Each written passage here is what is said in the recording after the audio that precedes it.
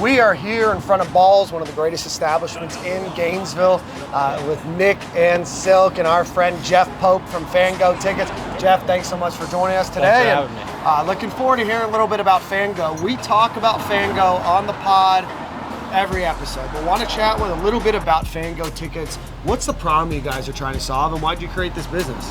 Right, so it all starts about a couple years ago when I'm a Gator grad living in Tampa, Florida, and I have Lightning season tickets, right? So a couple years ago, the Lightning were playing the Colorado Avalanche in the Stanley Cup, and just out of curiosity, I had to list my tickets for Game 6, unfortunately. And unfortunately, just out of curiosity, I went and I looked and saw how much my tickets were being sold for on another platform. And they sold, and I got my money back, but that competitor ended up getting $600 out of that one transaction for 2 tickets. So that's when I was like, hey, I need to build something. Now, since I come from, my education's from the #1 public school in the nation now. Not a big deal. Right. So luckily I had some, the knowledge of how to try to solve this problem. And so it all just started out as me trying to solve this on purpose for myself. So I created an app where, I can list all my tickets, and if friends and families have the link, they're welcome to go on in any game and tell me they want my tickets, and, boom, they got them. So how are you guys different from a Ticketmaster and AXS, and how does your system work when it comes to listing tickets and buying tickets? Yeah, besides just the low fees, the no fee, well, we're at 10% fees right now. Okay. But if you go and sign up today, the first 100 sellers will get free fees for the whole year. Oh, wow. So all credit card transaction fees, all platform fees, everything's copped for the first year. Okay. But yeah, besides just being about no fees, low fees, we also want to go beyond game day, go beyond the game. So we think, going to a game, going to a Stanley Cup championship game might be a once-in-a-lifetime event for anybody, or going to a Florida-Tennessee game, or going to a Florida State game for your first time.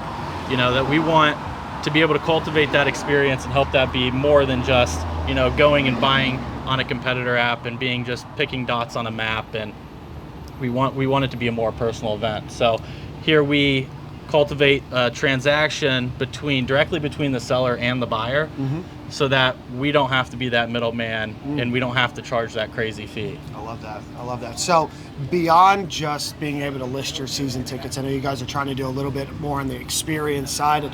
And if this is somebody's once-in-a-lifetime opportunity to go to Gainesville or go to Tampa or go to Cleveland, and you guys want to cultivate Cleveland? Cleveland. That's where I'm from. Yeah, that's where he's from. Yeah. It's cold. I got out. One of the few. So what does that look like? What are you guys trying to do for the overall experience beyond just being able to provide the ticket? Right. We're trying to work with local businesses, as well as our sellers are more experienced. Like, they've been to hundreds of games. Our sellers have been to tens of hundreds Browns games, or Bucks games, or Gator games. So when you get that direct connect to one of those kind of sellers, and they can help you cultivate that experience and help you get the most, tell you where to go before game day, tell you what hotel. We're working on getting connections with local businesses to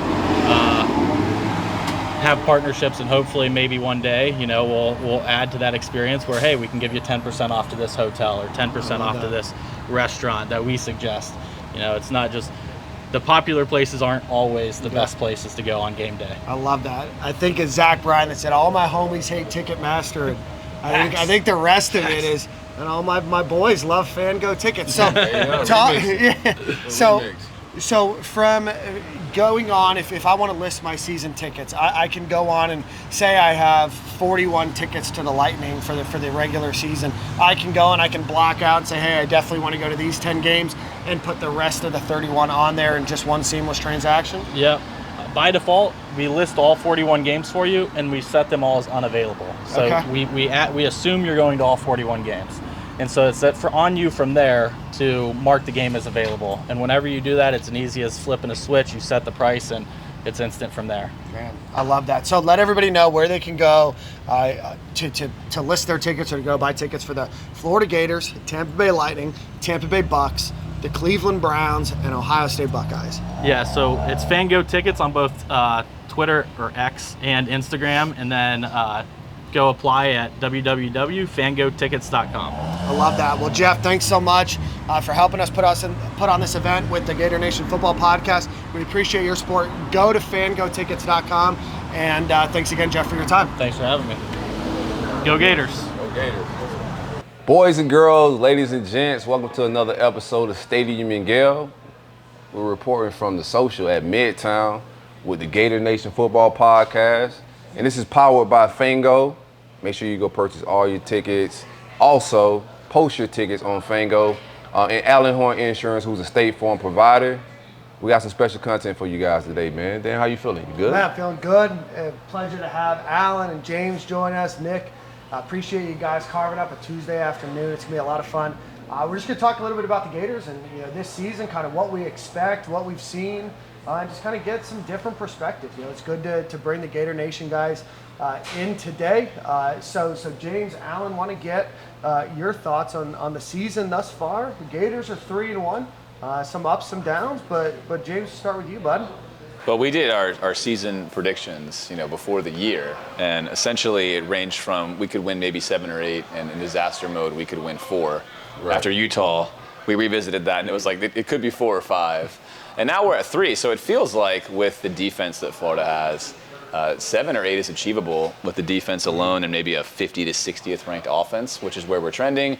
But most of our games obviously are coin flips. So to me, it's sort of where I thought maybe we would be. It looks a little different, but I, for one, could not be more excited about the defense and Coach Armstrong. I think we have a guy that's the top-level talent at that spot, and I think our on-field coaching, as we know from last year, needed that. So I'm excited about that. Yeah, the coin flip stuff is both exciting and scary from a fan perspective, because you go into every game, maybe 1 or 2 things are going to happen, right, and you don't know which way it's going to go. But from just a pure entertainment point of view, it's awesome, because you don't know. We're not just going to go rolling through the SEC East like we're the OA Gators or something like that. I don't know if the timeline has that same thought process. I don't know if they think it's super fun to go into every Saturday not knowing what's going to happen. It's been 4 different UF football teams that have showed up, right? Mm-hmm. Obviously, Yeah. Completely full of mistakes in Game 1. Game 2 against McNeese State, they're firing on all cylinders. Game 3, they get out quick. They go real conservative in the second half, third quarter, fourth quarter. And then this last game against Charlotte, offense moves, but we can't score a touchdown. So got to try to put them all together. Alan, want to get your thoughts. Let's talk offense real quick, because you got a lot to talk about defense too. But Graham Mertz, internet was not happy when Graham Mertz was coming to Florida. Billy Napier said they evaluated 32 guys. The internet's like, which 32 guys from what high school did he evaluate to land on Graham Mertz? He's doing spectacular. Leading the SEC in completion. What are your thoughts on that? Yeah, I like him. I think he's what we thought he could be. He's probably playing towards the top end of that kind of variance. We haven't seen a bad Graham Mertz performance, but I fully thought he was capable of this. So it's not surprising. I think the limitations that we're facing as an offense is not Graham Mertz limitations. There are other things that are holding this team back from getting where they want to go. The offensive line, Nick. Let's talk offensive line. Yeah, I mean, offensive line is just a spot where you need cohesion, you need consistency and familiarity, and you've only had 2 games where the offensive line was the same 5. Mm-hmm. Right. You haven't had Kingsley Aguac, and I think he's going to try to give it a go this week, but you're just plugging and playing new pieces, and you can do that at receiver, you can do that in the backfield at running back. But if one offensive lineman out of 5 has a bad play, the play tends to just be bad overall. So that's going to be a huge thing. I think Kentucky this week blitzes a lot. They'll bring people from other places. I wonder how Graham Mertz handles that. Florida did not handle their first road test from handling it with offsides, false starts, holding, stuff like that. How do you handle it this week? And if you have a brand new offensive line again, if Kingsley can't go, or if Damian George is limited, then how does Florida's offensive line handle essentially the same size stadium that they failed in Utah?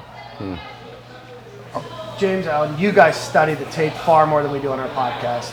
Offensive line, James, I know your bread and butter. Everybody loves watching it. What's been the offensive line? Has it been that they've changed individuals every game or changed the starting five every? What's the issue with the offensive line? Well, we said on the pod yesterday that it's possible, at least in my opinion, that Kingsley maybe is, if not the most important, but the second most important player on Florida's offense right now. That's in large part because of the zone style that Florida tends to run with, and we run with some power. The center in Billy's offense has a lot of responsibility on making sure they get that stuff correct. And obviously with the true freshman playing behind him in Slaughter, there is a definite drop-off in just what you would consider to be correct movement of the offensive line. Versus Tennessee, it was by far the best we've seen that line perform, just from a technicality aspect. And so if Kingsley doesn't play in this game, for me, that may be the guy we'd miss the most, just what we've seen on film. So I think he might be the main driver of that. We've seen some pretty good performances in other places relative to the youth of where we're at. But I think all in all, this line at best would be average if everything is clicking. And I think we've gotten more or less what we've expected. It's a tough pill to swallow. Which is, if everything is good, it's probably reality. It's probably average. And right now, I think all of us here know that, Mertz has had the third least amount of time, right, in the SEC to complete passes. He's at like 2.37 seconds. Which is very low. Oh, I know from experience. Right, and that does have to do with shuffling things around. But also, I do think when Kingsley's in there, there's a level of stability he brings to this unit. So I think he's extremely important this season. I question, like Stapleton and Sale certainly have a type. If you're not 6'5", 320, you're probably not getting swiped right on their recruiting dating app. So is that kind of guy? Like you say, they run more zone concepts. That's not the body type for zone. Zone, you're getting guys who are 6'3", 290, can run and move in space. And Florida's building like this gigantic wall of human and then asking them, hey, how are you also running and flowing through the offense? That is a great question and one that we've been unable to answer. We openly talked about that, and I'd love to get an answer from them because it is a mismatch. If you look at the NFL, where this zone scheme's been run for 40 years, it's always exactly what you just said. That is the prototype, and Florida is deviating so significantly from that. And on film, you can see that we have a very hard time getting into the second level with any kind of consistency because these guys just aren't fast enough for that kind of stuff. And when we do tend to run gap style, we're pretty good because these guys are more of a power blocking unit. But we still probably spend 80-85% of our snaps running zone scheme. So I don't know the answer to that question. It's very interesting, and it doesn't really seem to fit with what you would want if you're going to have zone offensive linemen. So that's a good question. That's a new T-shirt. Run power. Run power. I got a question for you. Just from a schematic standpoint, I think like Graham Mertz has been great with accuracy, efficiency, but it's been a lack of explosive plays. What do you attribute that to? Is Graham not seeing something on film, or is it Billy just playing move the sticks and possess the ball? Yeah, I think for me, it's mainly scheme, which wouldn't be a surprise to anyone who's listened to me talk about it before. And I think it's funny. It's like all of us here, I don't think any of us, I certainly wouldn't describe myself as a hater of anything or a lover of anything. That's my role. Okay, there you go. You're just negative, Nick. You're just analyzing what you see, and you're saying, this is what I think could fix the situation. Not that personally it doesn't matter, do it one or the other. But I think what we see on film is we don't see a lot of Florida receivers open. And then we also see, last year we saw it too, I think a mismatch with Florida's personnel. If we all know as coaches that we have trouble on the O-line, then we probably need to not run as many play action passes. We probably need to try to go vertical, but we need to do that by using some pre-snap formation shifts to get predictable man-to-man matchups and take some shots that we know are safe. But Florida seems reticent to do that. Just like last year, it's Billy's system, we're gonna run it no matter what the scheme or fit looks like. And right now, Mertz has not had a lot of opportunities. Last game, he did have a couple that he missed, that Florida ran an out and up that was nice. They had another seam go that was nice. But if we're nitpicking like 2 or 3 a game, right, it's not enough. So I think the margin for error, to kind of put a bow on this, Billy's offense in the passing game creates a tiny margin for error. And if it's not working, it's almost like it's just not there. And if you look at success rate, which we talked a lot about yesterday, an advanced stat, on passing down, 2nd and 7 or 3rd and 5 and longer, throughout all of Billy's career, it is by far the worst part of his offensive scheme.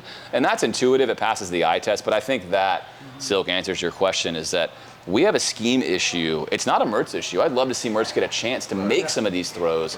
And Mertz is doing a good job keeping Florida on schedule and minimizing it and not turning the ball over, and obviously just hitting the passes he can. But I'd like to see him get a chance, and I think Florida has to have this happen if they want to win more games down the field.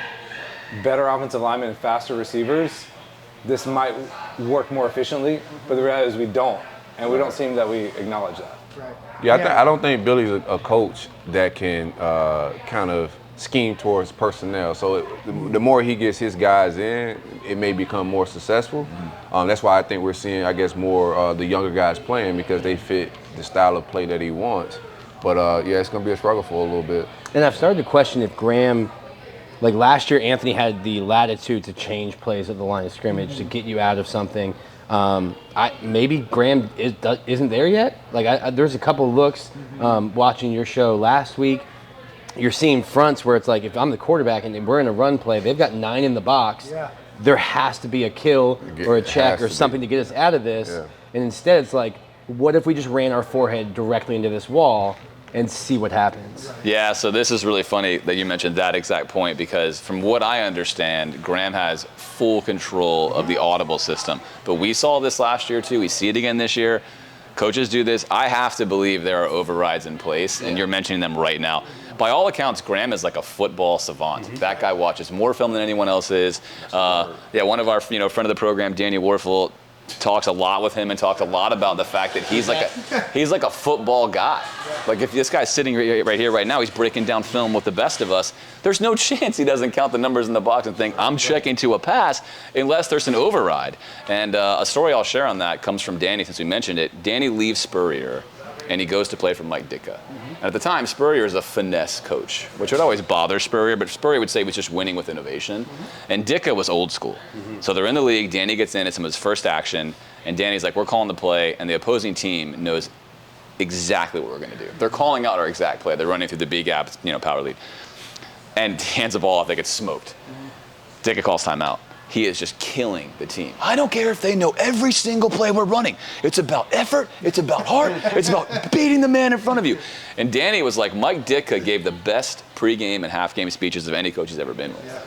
But when it came to innovation, his mindset was old school, and Spurrier wasn't going to give a speech that made anybody excited. But on the field, he was diagramming and diagnosing stuff to get you open.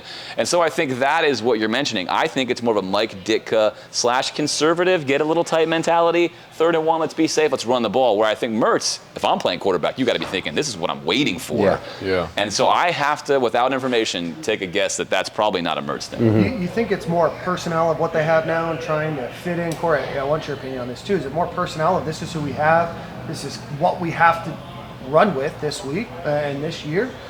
Do you think that there might be some changes as those guys that kind of fit that Billy Napier mold a little bit more? So what are your thoughts? It's rough because our offensive line leaves us limited in my mind. Like once we lose a guy or two, it's hard to get creative with the playbook because you don't have time to even run plays. It's hard to run plays if you don't have time. So do I think we see some changes through this season? I think we start seeing younger players play. Like some of the receivers that aren't getting open, maybe a younger explosive guy like Mazzell, maybe he run that same route. He gets more open because he's an explosive sprinter. But that's the only change I would see. It would be with like younger personnel that could get open, but I don't expect any change scheme-wise as far as the playbook, play calling. Let me ask you two a question. The big controversy, at least in my mind, or the big question is, will Billy make a change at offensive coordinator, basically demoting himself and hiring somebody else? Are you in favor of that happening, or are you still wait and see mode? I'm in favor of it. I think the game has just changed, man. Like you have to CEO this thing a little bit. You're running a Fortune 500 company at the University of Florida. It's NIL. It's dealing with these players, whatever they got going on in their personal lives. You're dealing with a lot, and I just think he has to delegate that. You need a mad scientist like Austin Armstrong that's going to be in the film room till 3 a.m. Just breaking down stuff. Is it an easy thing to do? No. 9 times out of 10, you want somebody that's in your system that you kind of a protege, I would say, that you could kind of delegate that play calling to. Because now, who's that guy? And trying to find somebody that runs Billy's offense, like I think that's the hardest part, right? Is because you get to where you are in your career, head coach at the University of Florida, usually because you're very good at doing one thing. In Billy's case, it was offense. And at some point, you have to take that role over as CEO and say, hey, I was very good. That's what got me here. But there also can be somebody else that might do this a little bit better than me with everything else that's stacked on my plate, right? And he's totally given that to Austin Armstrong, right? Like, I saw it at the Tennessee game. When Austin Armstrong's calling his defense, Billy is on literally the opposite side of the field. With his Waffle House menu, looking like what's the next set of plays but for what us. I don't want him to do is have to do that the entire time the defense is on the field. I want him to be able to coach and spend time with whatever he needs to do and manage on the field, but to not be able to watch defense because you have to scheme what your next drive is going to be, that limits your ability unless you're a brilliant offensive mind. Obviously, we've seen some head coaches do it and do it successfully, but even the best and the brightest in the NFL are now having to hand that responsibility over. Even Jimbo lied about not calling plays. Even Jimbo lied and about letting not Petrino calling do it plays. instead. I don't think Billy was, like Spurrier said, if you got your job because you called plays, why would you give that up? Like, you're here because of that. I don't think Billy was hired because he was an awesome X's and O's Saturday coach. He built a program at UL. He recruited better than anyone in the Sun Belt most of the years he was there. But it's a pride thing. It's like, hey, I got fired as an offensive coordinator at Clemson. I got passed over to call plays at Alabama. I got a chance, and we were really good at UL.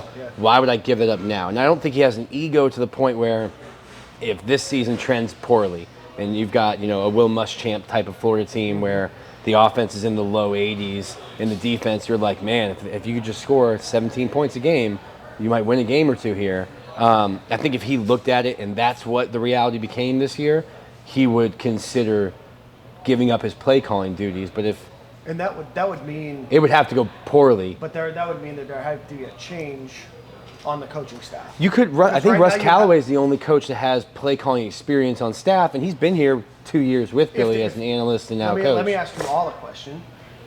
Would Gator fans, if they finish in the 80s and it doesn't look good on offense, would the Gator faithful, and I know that that's not who's getting paid and they're not the ones calling the plays, right? But they're certainly loud and proud, appreciate the ones that are here. Would Gator fans be happy if they kind of went bargain bin and found the tight end coach that they were kind of upset that they didn't go out and search for a different tight end coach that has experience calling plays at Samford? Are Gator fans? Yeah, I think they'd be thrilled. They'd be super pumped. So Nick says thrilled. James? I mean, that's obviously, I think, very sarcastic, but in season, you'd be excited. Right. Obviously, in the offseason, I think you're looking for a guy like Armstrong to fill the void. But I think you hit the nail on the head when you talked about this, Dan, and you nailed it. No one, and you can look back and find it, no one that glowed about Billy Napier as a coach ever mentioned his offensive acumen even one time. And go look at what they said about Armstrong. Savant, genius, next level, new guy, new wave, tactician. That means a lot to me. What they did say about Billy, culture, rock solid, likable, builds a program, detailed, discipline. And so to me, if the five of us are sitting here and I know that you're super good at culture and you're really good at on-field tactician stuff and whatever, we need to play to our strengths and be humble enough to know that if I give you that responsibility, we're going to do better. I think and hope that Billy is humble enough for it, but I also understand, like, we're all people. There's things we love to do. I mean, what's more fun than calling plays and drawing up offense? Like, it's the most fun part about football. It's what I like the best, too. So to give it up is really hard. I get it. But hopefully he's looking at what's best for the program. And I think it's really hard to find a narrative now that says that Florida's offense, 16, 17 games into his tenure, looks like an accomplished championship-level program. And even if you imagine all the pieces being there, you got to deal with what, my guy, the Dolphins coach, Mike McDaniel, said recently. When you're designing offense, you design it to break the rules of the defense. And the biggest problem I have on film study is the old school mentality is you design an offense, it's a Swiss Army knife, and it just kind of maybe works against everything, rather than the McDaniel philosophy. If I know you are going to do this, I'm going to run this exact play against you to break your own rules, because I know you won't cover that spot. And that's what we just don't see on film in the passing game from Florida. And you mentioned that, Silk, that to me is an outdated philosophy, but most importantly, it's a less efficient and it lowers your expected value on offense. So that is why I have been saying I really feel like Florida's better off getting a guy who has more of that mentality rather than the one Billy has, even if all the players are there. There's a lot of reaction for Billy's offense, and when you look at Graham Mertz, like, hey, why is Florida dinking and dunking? Well, they're just taking the layups that are given to them. But at what point, as a play caller and as a guy who's running an offense, do you stop reacting to what defenses are trying to do to you and start forcing a defense's hand? Say, hey, listen, this is what we're going to do this Saturday, and we'll see if they can stop that, instead of like, well, we have a couple game plans, and if they come out in a cloud 3, then this is the one we'll go with, and if they're going to play more man and blitz, then this is what we're going to do, instead of dictating what defenses do against you instead of waiting to react to what they're showing. I know we want a successful season, but I mean, if he goes from 6 wins to 8, 9 wins, Buddy, that's progress. Like what do we do then? Like, everybody's watching this season. SEC East is wide open. We could very well, if this thing clicked like it did the first half of Tennessee, you know, you go win 8, 9 games, you could easily sell progress, you know, within the program. And that may keep you from getting the OC. If Florida wins 9 games, you're not getting an OC. Right. Well, maybe. I guess if it's me again, if I'm on the staff, I'm thinking, can I get to a championship level? Right. And maybe you win 9 games, but you do it because your defense finishes top 5 and your offense finishes 55th. But I think, to your point, which I still, this is the big question with Billy, is he's so systematic. Does he feel like, when I get all my guys in, it'll be enough? And it will be better. I think that's fair to say. The offense will get better when he has more guys. We saw that already in Tennessee, just with having Trey run the jet sweep. The defense respects it. They miss tackles. But it's hard to suggest it would be good enough in general. And so I think it's going to depend on the style. We talk a lot about style, Alan and I. But to your point, the average fan probably just sees the win increase and thinks, we're good. Let him keep cooking. And maybe if you look deeper, you say, but this is not going to get us from here to there. And that's the big question that we're all trying to answer now. Time will tell, right? I, for one, am hoping that we blow the doors off and just turn the corner on offense and look awesome. But I think the data on film would say, just like the data on film for the defense said, we're looking good. The offense looks like it is what it is. Right. My last offensive question, these guys might have more. What is the struggle of Montrell Johnson right now, in your opinion? I mean, I think the data would say that it's a broken tackle rate. If you look at ETN, I think ETN's number 1 in the country right now, if this is correct, at broken tackles. Correct. Number 1. And if you look at, you can look at all sorts of great things, like Florida's 36% of their runs are contact at the line of scrimmage. That's true for ETN too. It just means that he is making that first guy miss. But I think, to really make it reductive, ETN is so quick to the hole. So quick to the hole that he's probably a full step or step and a half of where Montrell is. And that allows him, I think, to get more out of the offense. Where Montrell excels is Montrell has better vision right now than ETN does, especially in zone. He'll see the cutback lanes a little better than ETN will. But if those lanes aren't there, which they're not there this year, I think what that explains to me is, like, with a weaker offensive line, you take a more explosive guy who breaks tackles better. If the offensive line's gelling, I think ETN was still learning how to maybe maximize zone running. But to me, I think what we know for sure is that right now ETN is a much more productive runner. Does that mean we should run him a lot more against Kentucky? I would say so. Are we going to? I think that will be interesting, because I do think Billy's been a good personnel guy. Yeah. I think he plays the best guy, and that's how he runs the team. So I expect to see ETN get more carries of the this weekend, and I think we need him to. We need him to break those tackles. Yeah, I was reading, I think Montrell Johnson is averaging about 2.5 less yards per touch before or after contact. So I know that came out a little weird, but you think there's a little bit of load management? Alan, be curious to your thoughts. A little load management this week. I mean, the Gators only have 3 scholarship running backs, right? You have Montrell Johnson, Trevor Etienne, and Treon Webb, who's a true freshman. A little load management, maybe? Yeah, I would have not have run Etienne in that game at all. If I just give him like 2 or 3 carries, I think we gave him more because the game was still in doubt. Right. Because his brother was going to tweet about it. Yeah, well, I think if you're looking at the data and the yards per carry and all the advanced stats, if you're smart, you go, okay, I would rather have him later. I shouldn't need him for this game. And maybe they're hoping to get Treon Webb 15 carries. That didn't happen because the game was too tight. But yes, that would be what I would hope. And I don't have any reason to doubt Billy in that area, I think. And you still want Montrell Johnson to have significant carries. You don't want to run Etienne 25 times a game. Right. All right, let's move to defense. Gators get addition by subtraction. Patrick Toney takes a job with the Arizona Cardinals. The Gators then go grab Austin Armstrong, who was at Southern Miss and then Alabama for 6 or 7 hours, comes to UF. Gators now have a top 5 defense. Not only do they have a top 5 defense, they seem to be improving on the defensive line. The linebacker group, Jay Bateman, got to give him his flowers. We're seeing some freshmen really step up in the safety room. We got a couple of thoughts and prayer tweets today by some older safeties on the team, but Bible scriptures, baby. some Bible scripture. The time of the year. Scripture season. Scripture season. What is it about? Silk, we'll start with you.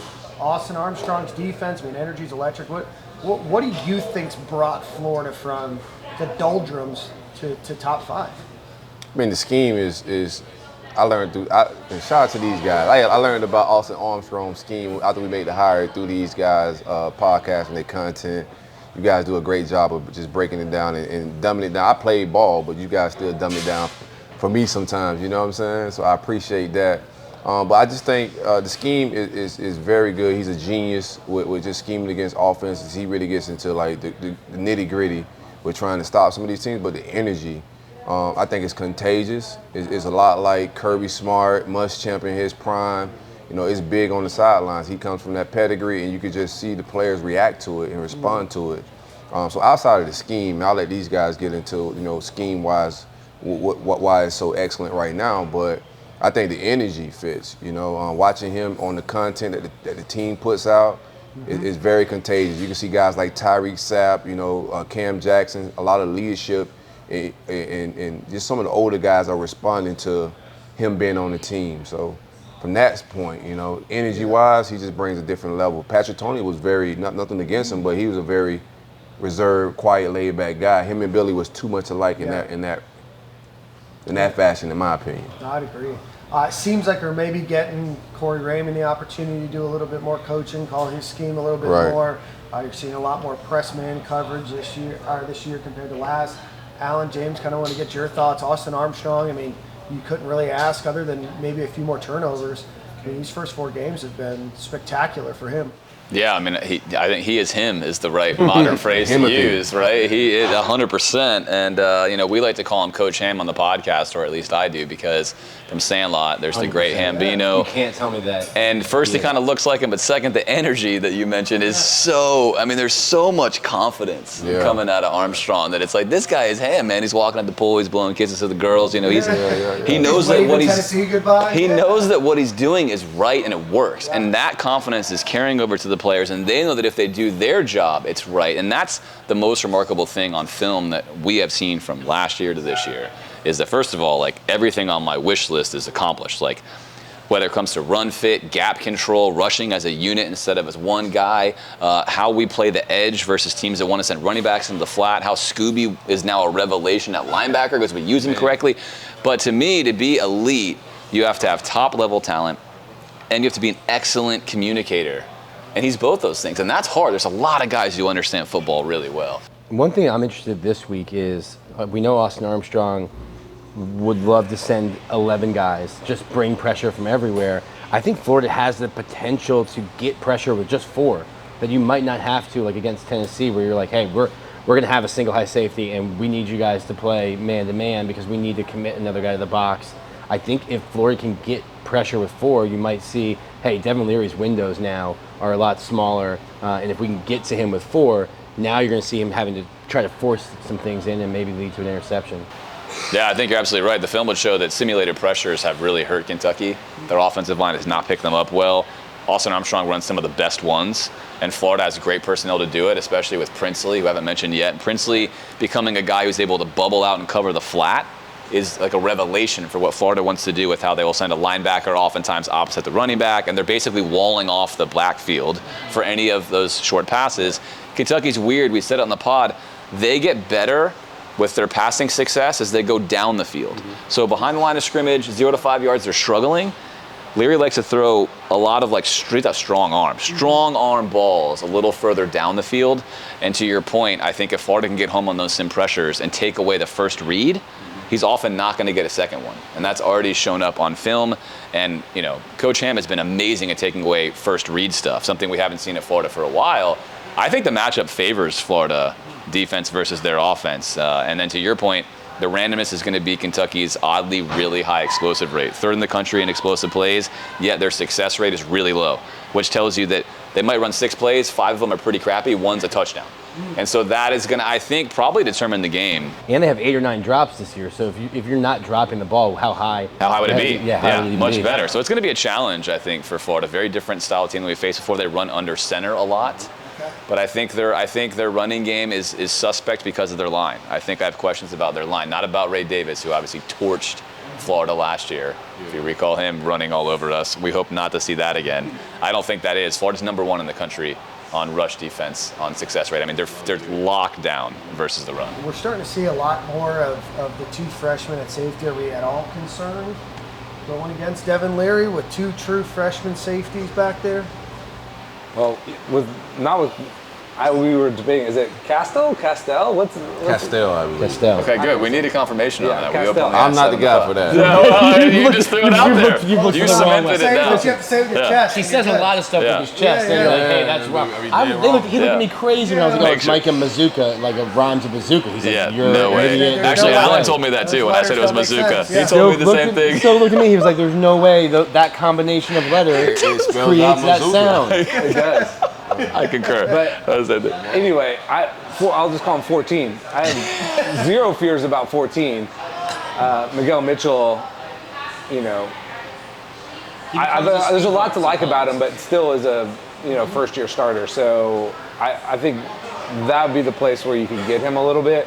But 14 has been unbelievable. Lights out. But we had 16. Bryce Thornton played a lot last week. Do you think we see Bryce Thornton continue to play more, or I hope so. 18.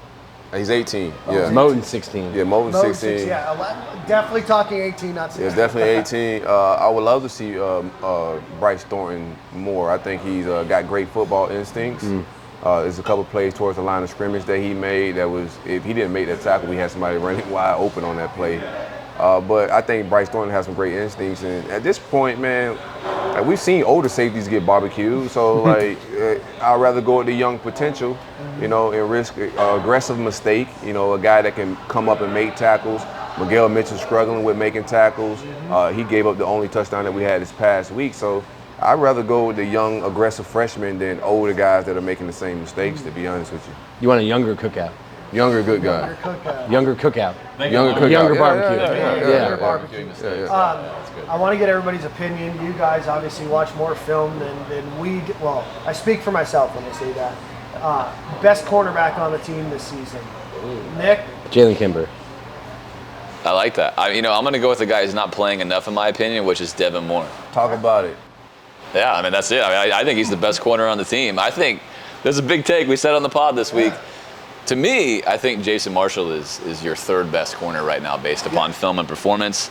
What we do with that, I don't know. But, last year, Devin Moore, I thought, was the best corner before he got hurt as a freshman. And this year, I think he definitely is. Kimber's been really solid. I mean, Florida has a blessing of talent at corner, which is why I think it's hard to explain keeping 3 maybe in there for as many snaps as he's getting when you see these other guys that are, I think, performing at a higher level. And that's not a knock on Marshall as much as to say, hey, Marshall, if you're listening, you got to pick your game up. You got guys behind you that are playing really well. You don't have the luxury of just locking yourself in because you were a 5-star and you're talented. Right. I've been on this Devin Moore bandwagon for a while, man. Everybody's been saying Jason Marshall. And I get the 5 stars, but when you cut the film on, and you just look at physical abilities, Devin Moore is going to be an all-pro if he stay healthy. And that's been his thing. It's just, being healthy, availability. The best ability can't make the is club. availability. Yeah, you can't make the club in the tub, man. So if healthy, I go Devin Moore hands down. Jalen Kimber is actually having a very good season. I liked him last year, even with the cast on his hands, but he's definitely That playing better. interception with the club was pretty Impressive. majestic. Yeah, I'm a big Jalen Kimber guy. I used to be a big Jaden Hill guy. The season does go as Jaden Hill goes. I said last season Jinxed the us. season would go as Jaden Hill goes. Obviously, Jaden Hill didn't go very far. The Gators did. He's doing a great job at star. He's been really solid, really solid. He's playing a lot better ball, man. I'm impressed. Yeah, I mean, I can't disagree with the Marshall takes here. Obviously, he has a ceiling that's pretty high, and you want to see him hit that. But also, these young guys are playing really well, and I will say, it feels like star nickel has been a problem for so long. Yes. And for that not to be Not a worry for this team, so got to give Jaden Hill a ton of credit for playing a position that he just switched into so well. And for a second, let's talk about that, because that's what Kentucky is going to challenge Florida with. They have 3 receivers who are all competent. They're targeted almost equally. In the past, we look at that and say we're dead, because that means our nickel's got to cover somebody. Right. But now that's not a worry. And then after them, there's a huge drop off. They lightly throw to their running backs. They lightly throw to their tight ends. So that's a luxury, and we're going to see. I think this will be the game where Jaden Hill shows us, is the knee, it looks healthy. It looks like he's back to how he was pre-injury. We're going to find out in this game. He's going to match it up with real receivers in the slot that they want to throw to. He's going to get challenged in this game. Let's talk defensive line real quick. We mentioned Princely. We haven't talked about the defensive tackles. We've seen a resurgence there to a point where Florida has depth. I mean, I think we saw Desmond Watson only played 9 snaps last game against Charlotte. He was playing damn near 50 snaps last year per game. So defensive line, who's been the biggest surprise for you? Alan, we'll start with you. I don't know if he's a surprise, but Cam Jackson, He's that guy. yeah, was as advertised when you're bringing him in. He's the guy who's been dominant at times, but I love all these guys. Caleb Banks looks great. McClellan looks great. Even when they're bringing in the real inexperienced guys like Jabari Lyons, everybody that were out there does the job. And to me, Tyreek Sapp, he's really done an admirable job of playing really what's probably out of position for him. Like, he's kind of a tweener a little bit, but I was worried about a pretty big drop-off with Justice Boone going down, and that hasn't been noticed. Obviously, we're not like hitting the high-end sack rate stats, but all those guys have done great because I think they've been doing what they're being asked to do, and then you're seeing some of the flash plays from the defensive tackles, which is excellent. And Tyreek Sapp got the shout-out from Warren Sapp. So, Silk, who's been your defensive guy? Defensive line. Defensive line is so many to choose from, but I like Tyreek Sapp. Like a lot of what he was just saying, from a standpoint, he was asked to Justice Boone go down. You asking him to change positions for the team. He's been doing a little bit of that his entire career, just moving around inside, outside. But to see, again, like his on the field tenacity and just from the locker room, the passion that he plays with is just next level. We could talk about like the on-field stats and the scheme, but it's hard to find. You look in the last 5-7 years to find Gators that are playing with passion. You know, it just hits a little different. So I'm gonna go with Tyreek Sapp from that standpoint, man. Just versatility, and you know, he brings some energy to that defensive line. Man, I just love talking about our defensive line. To think when Boone went down, we were worried because that was the spot where we didn't have a guy behind him. And you just mentioned Sapp comes in, and Florida playing a lot of two-gap this year, the D-tackle spot, and all those guys seemingly doing a really good job of that. That's not easy to do. And then our D-tackle is just generating so much pass rush. I mean, Caleb Banks on film frequently is just erasing the guy in front of him. Right. I have a hard time picking just one because they're all working together, which is what you want to see. Like, they recognize, all right, if the guy to the left of me is going to push in his lane and I push in my lane, one of us might get the pressure, but we're going to both do our jobs. And there's a million guys to name, but I'll just go with the freshmen. To have freshman defensive linemen in the SEC making plays like we're playing, whether it's Cersei, Kelby Collins blew up on film this past week. I mean, these guys are competent players out of the gate. You don't see that very often, and so you do. You see all of Alabama, you see Georgia. Right. All different kinds of places. And so I want to pause for a second and say, for Billy, we talked about the offense, and we focus a lot on our pod about that frustration because I love offense. But she should get a lot of credit in general, offense and defense. The younger players, he's hit on so many of them being quality contributors. That is an immensely important skill for a head coach. So I want to take that moment to say that. And I'm going to cop out and not name one because honestly, I just love them. These guys are all doing it. It just seems wrong. It's like all these guys are so good at any moment. I mean, I love it and I love the energy. Like I said, they're playing with a real edge. Even with like Cam Jackson has that same level of passion as well. He's dealing with some tragedy in his personal life, but you know, leadership on the field, you can see Cam picking guys' heads up, him telling them we had 3 or a couple bad practices or whatever. He's coming out and telling guys like that in the media and also in the locker room. So, yeah, I'm with you, man. The whole unit is, from top to bottom, is super impressive. The one I'm most surprised by, I think, is Caleb Banks. Because I thought Didn't play much at Louisville. I told you. Probably a project. I told you. It's good find, Nick. Probably a It's a good project. find, bro. Probably did. I watched all Nick that. was probably I'm so like I try to find any glimmer of hope, you know. Like so I see this name Caleb Banks. I look at the stats. She's like, this guy hasn't played. So I'm just scouring the internet and I seen practice film, and I told this guy I like his get off. I think he got an impressive get off. I'm gonna find some type of spark. You know? I like it. Something. Yeah. You were right though. He's Pumping that sunshine, man. Yeah, that's normally what I do, pump sunshine.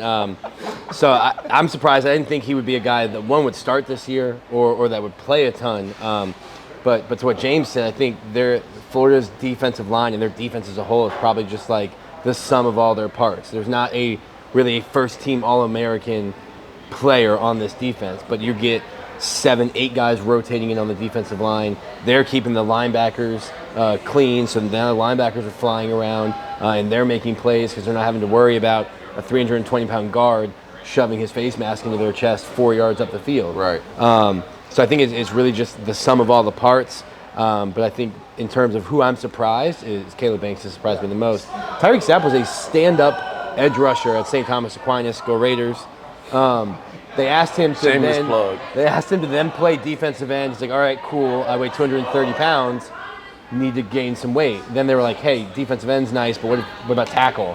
He's like, okay, well now I weigh 250, so like let's try 270. Like he weighs as much as like his body can healthily weigh. And then Boone goes down. They're like, hey, what about that stuff you did like in high school? Yeah. If you just wanted to like 3 years later now do that. And I said, listen, it's going to be hard for him to do that. He gained weight the right way. Gaining weight's a lot more fun than losing weight.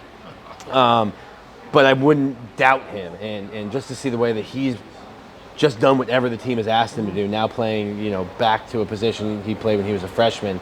The team kind of like looks to him, and as they've released more stuff on social media, you're seeing why like the team has looked to Tyreek Sapp, even last year when he wasn't playing a ton.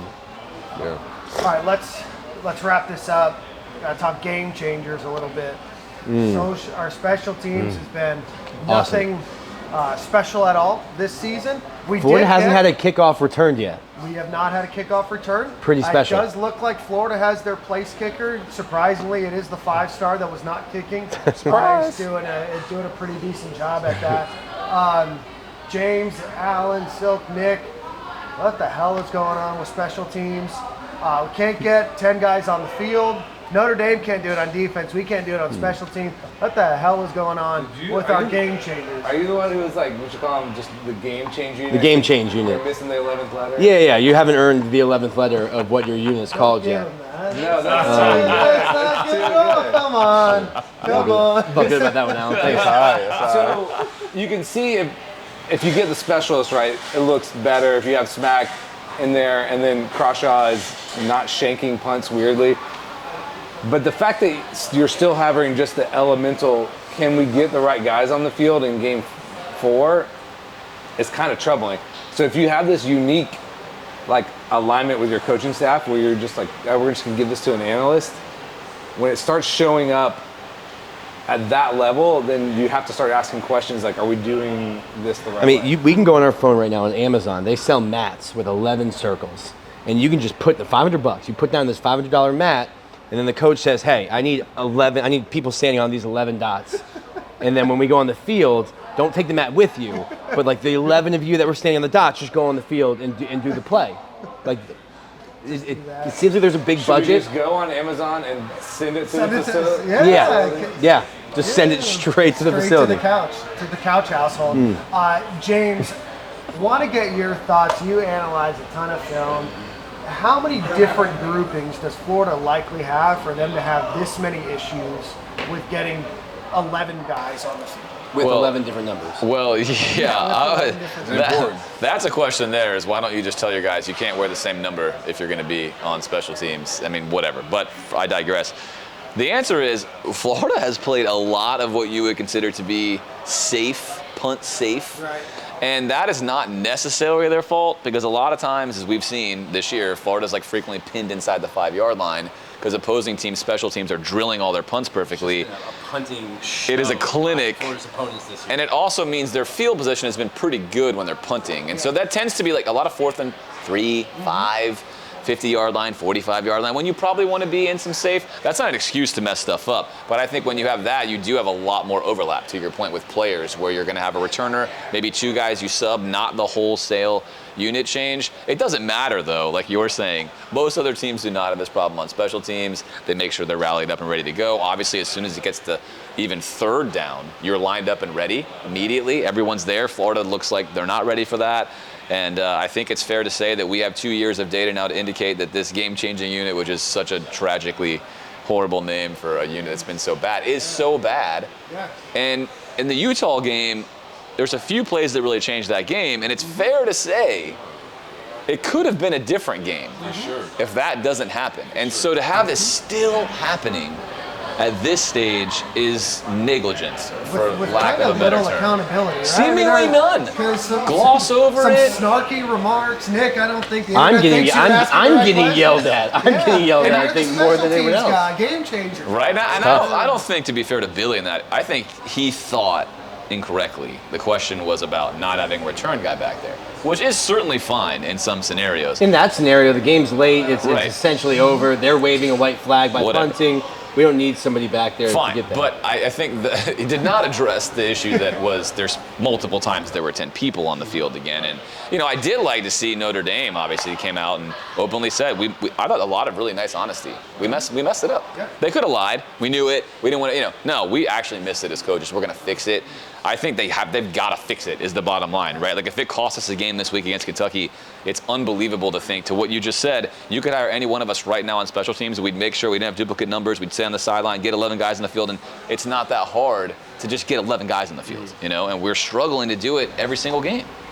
Yeah, I think to go with such an unconventional way to coach special teams with the way you set the staff up, you should have been competent enough to know you're not making those type of mistakes. You set the staff up different. You don't have a special teams coach. So at this point, after last year's blunders, I said all offseason, every show damn near that, I'm watching special teams, man. Like, I want to see some growth and some maturity. You're getting Billy, you're getting a guy that, it's a long play. It's going to be some inexperience missing there, some game time, situational stuff that he's just not going to have the experience to go through. We're going to go through some rough spots. But at this point, you're talking special teams, man. Like, that unit is supposed to enhance the team, not hurt the team. In every game, it has hurt us and not enhanced us in any way. And it's the same thing last year. And for a guy that is so organized and preaches organization, preaches dotting every I, crossing every T, it just... Right. I don't know. I've got a weird sense. I find that funny because, like, Billy is you could ask Billy, like, what they did at Clemson in 2007 on Wednesday, September 25th, and he has that written somewhere. He can pull that up. He's like Rain Man with organization, unless it's about special teams. He's like the Men in Black, like little laser thing. Yeah. Like, I don't know what you're talking about. Just getting ready for my next offensive drive. Wait, we did special teams where they were out there? Yeah. But we're all big fans of Billy Napier, friend of both of our programs. Let's wrap up here, guys. We have Kentucky this week. Nick already picked the Gators to lose. So, Nick, do you want to change that or you want to stick with that? I don't feel super strongly about that, okay. But I did say all off season that Florida was going to beat Tennessee and lose to Kentucky. So I'm kind of just like standing. You got to balance in the that paint. negativity out a little bit. I might pick Florida on Gators Online this Friday just to get both sides of the fence. Yeah. Nick's a guy full of conviction. So I'm really just like standing on my business from all off season. I don't feel great. I think it was like 24-17. I think it would be a low scoring game. Turnovers could cause Florida to blow Kentucky out. But looking at Florida's defense, like, I don't know, outside of Florida coughing the ball up on offense, that Florida's going to get blown out really in any game outside of Jacksonville this year. Not that we ain't getting blown out of Jacksonville either. I don't like that. I don't even like the sound of that. I'm just gonna start needling you about Jacksonville. Don't you wish that on me, Ricky Bobby? What do you guys think about Kentucky in this matchup? Before we wrap this up, what do you think about a Kentucky matchup? Man, I think the reality is, like, Mark Stoops runs a defense that, rarely plays man. Less than 20% they play man. They play a ton of zone in the back end. They keep everything in front. They have good linebacker play. And in reality, that is exactly how you play against Billy Napier's offense, because it's not an offense that challenges safeties 2-on-1. It's not an offense that challenges linebackers 2-on-1. Kentucky uses their conflict defenders really well, either their nickel or their outside linebacker, to play both the run and the pass. We saw it last year. Billy had no answer for this. It looked like AR broke mentally in that game. Things were so bad. he needs to have a different answer this time because Stoops runs what Stoops runs. He's very interesting as a DC because he doesn't really run necessarily what you would consider to be like specific game plans per team. He's not a Belichick. He's like, this is what I run. We're going to run it. And in large part because their personnel often doesn't allow them to play man because he doesn't recruit to that. So all that to say, our offense versus their defense is a matchup where their defense is fine. It's fine, like success rate, middling. It looks great on regular stats, but I think middling, what happens there? Can we score enough? Do we not turn the ball over? I think on film, our defense has a decided advantage versus their offense, even though their offense is the best part of their team. But how do you figure out how that's going to turn out? I think you could play this game 10 different times and get 10 different results based upon probably just a couple of plays. And that's why I think it's so hard to predict. They have it's not like a prevent defense, but it's like an umbrella. Like you just line up here. We're keeping everything in front of this. Yep. And Florida has shown, listen, if that's what you're giving us and you're giving us 5 yards of cushion, like we're going in the paint and we're laying the ball up, you're going to see some of that dink and dunk. But they do a really good job of rallying to the football, Kentucky's defense. But I've seen Mark Stoops outcoach Dan Mullen, who I think is a great Saturday coach. Dan Mullen, 100%. X's and O's, drawing up a game plan, adjusting the game plan in the game. I think he's great. And Dan lost to Mark twice. Yep. I don't think Billy is that same level that Dan was on Saturdays. And that's kind of where I leaned when I picked Kentucky. Like I've seen He also lost to McElwain a bunch. I mean, listen, before Jim McElwain self-destructed, they had that thing cooking recruiting-wise. Defense. Recruiting-wise. Recruiting-wise, they had that thing cooking. Still. I'm sorry, the topic has not changed. They won the East twice. Well, it's going to be... Yes, they did. You're correct. Florida did win the East twice. There you go. Good point. Yeah, great point, Nick. It's going to be close. I think most of the time, again, if you simulate this 100 times, it's going to be close more often than not. Mm-hmm. And we were talking about turnovers earlier. Who has them? That's the most reductive way to talk about a football game. I think that really is going to be. I picked, 2017 Florida yesterday. And when you pick it that close, anything can happen. That, again, entertaining or scary depending on your viewpoint. I do like that Graham Mercer's not turnover prone, right? And their quarterback is. I think the key is going to be, we already know what our passing schemes are like. And what we're going to take what they give us. But if our running game is explosive, if Trevor Etienne is on point like he was Tennessee game, I think we can jump up 2 possessions and control the time of possession and the clock.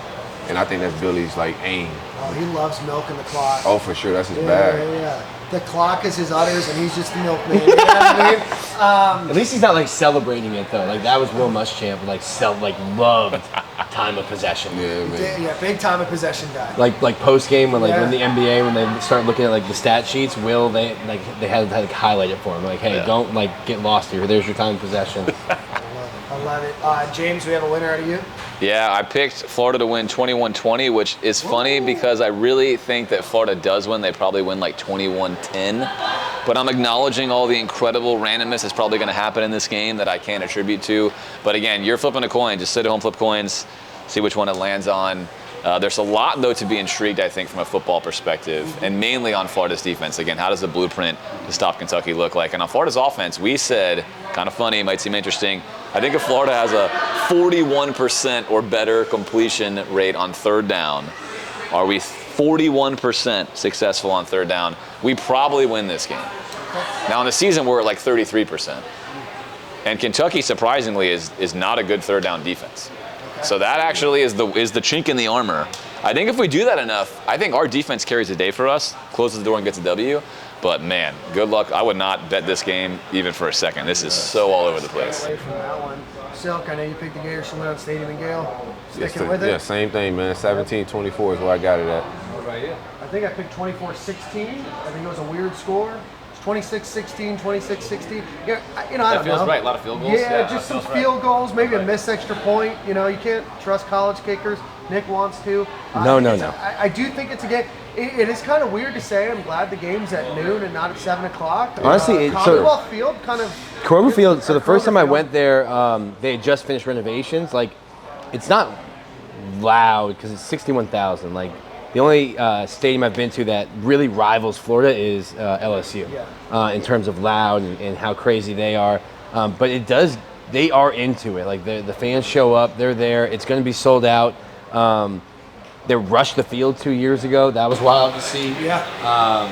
I think that is a good thing. Now listen, there's going to be bourbon flowing at 7 a.m. Like the fans that are going to be there are not going to be like wiping, sleep out of their eyes. They will be ready to go. So, but I do think it is an advantage to have it as a noon game rather than 7.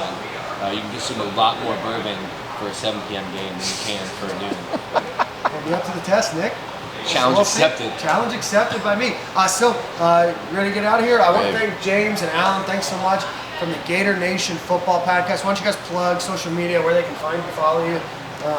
Yeah, pretty much just hit up anywhere you're on social, Gator Nation Football Podcast, GNFP, and you will see us there. You can also reach us on email, which is outdated, but people still do it. So if you want that, we're there too. Sorry we didn't bring any hair to match your hair. The best hair we could bring was Dan's. Look, your hat is clean though, man. I love anytime the state of Florida's on a hat like that, right there on the side. Yeah, you got to give that to the thing is clean. I like that. Already, man. Well, thanks for having us. No, yeah, awesome. This was awesome. This is top notch. This was an absolute blast. Thanks to Social at Midtown for hosting us today. I think these guys, you can follow us obviously on Stadium Gale on all social media. I think we have an email too. Maybe it's on our website. Maybe it's not. Who knows? But man, it was a pleasure seeing you guys, meeting you guys. Let's do it again soon. And thanks everybody for watching. Go Gators, and we'll see you guys soon.